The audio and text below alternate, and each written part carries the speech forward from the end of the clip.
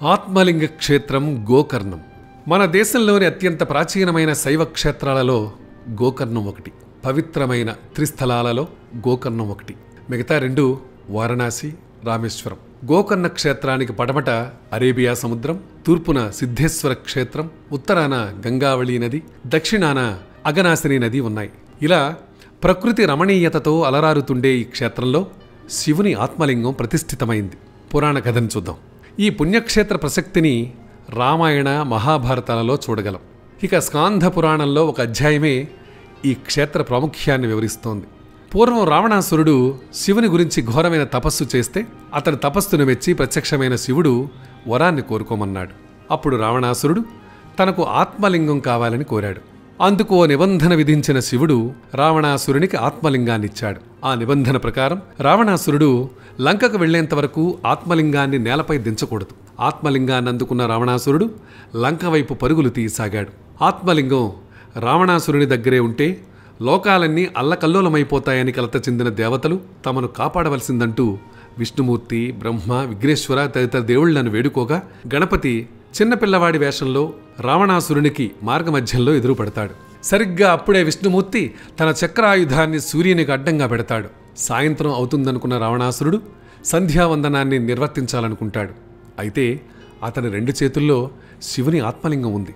అప్పుడు అటుగా బాలరూపంలో వచ్చిన వినాయకుని చూసిన రావణాసురుడు కాసేపు ఆత్మలింగాన్ని పట్టుకొమ్మని తాను సంధ్యావందనం చేసి వస్తానని అభ్యర్థిస్తాడు. అందుకు ఒప్పుకున్న బాల వినాయకుడు తాను 3 సార్లు పిలుస్తానని, అప్పటికీ రావణాసురుడు రాకపోతే ఆత్మలింగాన్ని కింద పెట్టేస్తానని చెబుతాడు. వేరే దారి లేని రావణాసురుడు వినాయకుని నిబంధనకు ఒప్పుకుని సంధ్యావందనం చేసుకోవడానికి వెళతాడు. అయితే రావణాసురునికి ఏమాత్రం అవకాశాన్ని ఇవ్వని వినాయకుడు గబగబా 3 సార్లు రావణాసురుని పిలిచి ఆత్మలింగాన్ని నేలపై పెట్టేస్తాడు. రావణాసురుడు ఎంతగా పరుగులు పెట్టొచ్చినప్పటికీ జరగాల్సింది జరిగిపోతుంది. ఆ సంఘటనకు కోపగించిన రావణాసురుడు బాల వినాయకుని తలపై ఒక మొట్టికాయ వేస్తాడు. ఫలితంగా గణపతి తలపై నొక్కు ఏర్పడుతుంది. ఆ నొక్కును ఇప్పటికీ ఇక్కడున్న మహాగణపతి ఆలయంలోని గణపతి విగ్రహాన్ని చూడవచ్చు. ఆ తర్వాత రావణాసురుడు ఎంతగా ప్రయత్నించినప్పటికీ ఆత్మలింగాన్ని పైకి లేపలేకపోతాడు. ఆత్మలింగాన్ని తీసుకొచ్చిన పెట్టెను ఉత్తరం వైపు నుంచి లాగుతాడు. అది విసురుగా వెళ్లి దూరంగా పడిపోతుంది. అక్కడ చజ్జేశ్వరలింగం వెలుస్తుంది. పెట్టె మూతపడిన చోట గుణేశ్వరలింగం ఉద్భవిస్తుంది. లింగంపై కప్పబడిన వస్త్రం పడిన చోట మురుడేశ్వరలింగం వెలుస్తుంది. పెట్టెను కట్టిన తాళ్లు పడిన చోట ధారేశ్వరలింగం ఉద్భవిస్తుంది. ఈ లింగాల మధ్య స్వామివారి ఆత్మలింగం మహాబలేశ్వరలింగంగా గోకర్ణంలో వెలుస్తుంది. ఆత్మలింగంతో ముడిపడిన 5 క్షేత్రాలను శైవ పంచక్షేత్రాలని పిలుచుకుంటుంటారు. ఇంకొక కథనం ప్రకారం పాతాళలోకంలో తపస్సు చేసి భూలోకానికి వస్తున్నప్పుడు భూమాత గోరూపాన్ని ధరించిందట. ఆ గోవు చెవి నుంచి పరమేశ్వరుడు బయటకు రావడంతో ఈ క్షేత్రానికి గో అంటే ఆవు, కర్ణం అంటే చెవి = గోకర్ణం అనే పేరు ఏర్పడిందట. ఇక పురాతన ప్రాశస్త్యం తెలుసుకుందాం. దక్షిణ కాశీ, భూకైలాసం అని భక్తులచే కొనియాడబడుతున్న ఈ క్షేత్ర చరిత్ర ఎంతో పురాతనమైంది. కాళిదాసు తన రఘువంశం కావ్యంలో ఈ క్షేత్ర ప్రస్తావన చేశాడు. క్రీస్తు శకం 7వ శతాబ్దంలో ఈ ప్రాంతాన్ని పరిపాలించిన హర్షవర్ధనుడు నాగానంద కావ్యంలో ఈ క్షేత్రం గురించి వివరించాడు. కదంబ చక్రవర్తి మయూర శర్మ ఈ ఆలయంలో నిత్య పూజాధికాలను ఏర్పాట్లు చేశాడని, చెన్నం నాజీ ఆమె కుమారుడు సోమశేఖర నాయకుడు ఈ ప్రాంతాన్ని పరిపాలిస్తున్నప్పుడు హళసునాడు కుందపురానికి చెందిన విశ్వేశ్వరాయుడు చంద్రశాల, నంది మంటపాలను నిర్మించాడని శాసనాల ద్వారా తెలుస్తోంది. అనంతరం గోకర్ణం క్షేత్రాన్ని విజయనగర రాజులు అభివృద్ధి చేశారు. క్రీస్తు శకం 1665వ సంవత్సరంలో ఛత్రపతి శివాజీ ఈ క్షేత్రాన్ని దర్శించుకుని పూజలు చేశాట. గోకర్ణంలో ప్రధాన ఆలయం శ్రీ మహాబలేశ్వరాలయం. ఈ ఆలయంలో స్వామిని దర్శించుకునే ముందు భక్తులు కోటి తీర్థంలో స్నానం చేస్తారు. కోటి తీర్థంలో స్నానం చేస్తే సమస్త రోగాలు నయమవుతాయని ప్రతీతి. కోటి తీర్థంలో స్నానం చేసిన తరువాత భక్తులంతా ప్రక్కనున్న సముద్రంలో స్నానం చేస్తారు. ఆలయానికి ప్రక్కనున్న అరేబియా సముద్రంలో స్నానం చేస్తే పూర్వజన్మలోని పాపాలన్నీ తొలగిపోతాయని భక్తుల ప్రగాఢ విశ్వాసం. కోటి తీర్థానికి దక్షిణం వైపు అగస్త్యుల వారిచే ప్రతిష్ఠింపబడిన వరటేశ్వరలింగం ఉంది. ఈ ఆలయం భక్తుల సౌకర్యార్థం 24 గంటలు తెరువబడే ఉంటుంది. పురాతనమైన ఈ ఆలయం పెద్ద గాలిగోపురంతో భక్తులను ఆహ్వానిస్తుంటుంది. ఈ లింగం కింది వైపు కాస్త వెడల్పుగా, పైన సన్నగా కనబడుతుంటుంది. రావణాసురుడు ఈ శివలింగాన్ని పైకి లాగడానికి ప్రయత్నం చేయటం వల్ల లింగం పైభాగాన సన్నగా ఉందంటారు. పైకి ఉండే ఒక రంధ్రంలో వ్రేలను ఉంచినప్పుడు క్రిందనున్న లింగం వ్రేలుకు తగులుతుంది. భక్తులు శివలింగం చుట్టూ కూర్చొని పూజలు నిర్వహిస్తారు.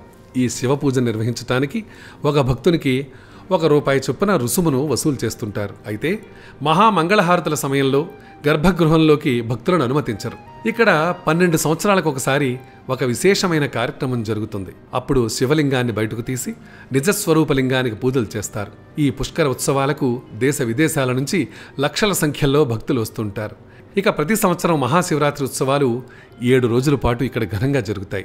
ఈ సందర్భంగా రథోత్సవం జరుగుతుంది. ఈ ఆలయంలో మధ్యాహ్నం 12:30 నుంచి రాత్రి 8:30 వరకు మంగళహారతి పూజలు జరుగుతుంటాయి. ఆలయంలోకి ప్రవేశించే పురుషులు చొక్కాలను విడిచి భుజాలపై కండువాలతో స్వామి దర్శనం చేసుకోవాల్సి ఉంటుంది. మహాబలేశ్వర ఆలయ ప్రాంగణంలో ఉత్తరం వైపున ఈ ఆలయం ఉంది. ఈమె మహాబలేశ్వరుని పత్ని. ఈమె బ్రహ్మదేవుని కుడి చేయి నుంచి ఉద్భవించిందని చెబుతారు. ఈ దేవి తపస్సు చేసి రుద్రుని వివాహం చేసుకుంది. ఈ ఆలయం ఉదయం 6 గంటల నుంచి మధ్యాహ్నం 12:30 వరకు, సాయంత్రం 5 గంటల నుంచి రాత్రి 8:30 వరకు తెరిచి ఉంటుంది. ఇంకా ఈ క్షేత్ర ప్రాంగణంలో భద్రకాళి, కాళభైరవ శ్రీకృష్ణ, నరసింహస్వామి దేవాలయాలున్నాయి. నేత్రాసురుడు అనే రాక్షసుని సంహరించేందుకై త్రిమూర్తుల శక్తితో భద్రకాళి ఆవిర్భవించారట. అమృత మథనం జరుగుతున్నప్పుడు దేవతలు ఇక్కడికి వచ్చి ఆత్మలింగానికి పూజలు చేయటం వల్ల వారికి అమృతం లభించిందని ప్రతీతి. గోకర్ణంలో బస చేసేందుకు హోటల్ సౌకర్యం బాగానే ఉంది. గోకర్ణం బెంగళూరు నుంచి సుమారు 450 కిలోమీటర్ల దూరంలో ఉంది. హుబ్లీ, ఉడుపి, మంగళూరు, బెల్గాం నుంచి ఇక్కడికి బస్సు సౌకర్యం కూడా ఉంది. కొంకణి రైలు మార్గంలో గోకర్ణ రోడ్డు స్టేషన్కి అంటే ఆలయానికి మధ్య 5 కిలోమీటర్ల దూరం ఉంది. గోకర్ణానికి చుట్టుపక్కల ఉన్న పుణ్యక్షేత్రాలను ఒకసారి దర్శిద్దామండి. ధారేశ్వర ఆలయం. ఈ ఆలయం గోకర్ణానికి దక్షిణ దిక్కున సుమారు 45 కిలోమీటర్ల దూరంలో ఉంది. ఇది ఆత్మలింగానికి సంబంధించిన లింగం. ఈ ఆలయం చాళుక్య, హోయసల శిల్పశైలిలో కనబడుతుంటుంది.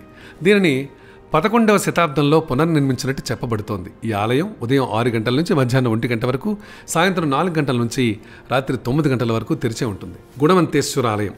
ఈ ఆలయం కూడా గోకర్ణ ఆత్మలింగానికి సంబంధించిన క్షేత్రంగా చెప్పబడుతోంది.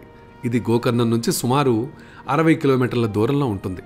ఈ ఆలయం ఉదయం 6 గంటల నుంచి మధ్యాహ్నం 1 గంట వరకు, మధ్యాహ్నం 3 గంటల నుంచి రాత్రి 8:30 వరకు తెరిచే ఉంటుంది. మురుడేశ్వర ఆలయం. పంచలింగాల క్షేత్రాలలో ఇది కూడా ఒకటి. ఈ భారీ ఆలయం భక్తులను విపరీతంగా ఆకర్షిస్తుంటుంది. ఇది గోకర్ణ క్షేత్రానికి 70 కిలోమీటర్ల దూరంలో ఉంది. ఈ ఆలయం 6 గంటల నుంచి తెరిచే ఉంటుంది. ఇదండి ఆత్మలింగ క్షేత్రం గోకర్ణం గురించి. ఎంత అద్భుతంగా, ఎంత అమోఘంగా, ఎంత ఆసక్తిగా ఉంది ఈ అంశం. ఇలాంటి అనేక అంశాలు మా దగ్గర ఉన్నాయి. మరి అవన్నీ మీకు తెలుసుకోవాలని, చూడాలని అనిపించట్లేదు? అయితే మీరు చేయాల్సిందల్లా వెరీ సింపుల్. ఏంటంటే మా ఛానల్ని సబ్స్క్రైబ్ చేసుకోండి. అది చూశాక మీ అమూల్యమైన సలహాని కానీ, సూచనని కానీ మాకు అందించండి. అందిస్తారు కదా?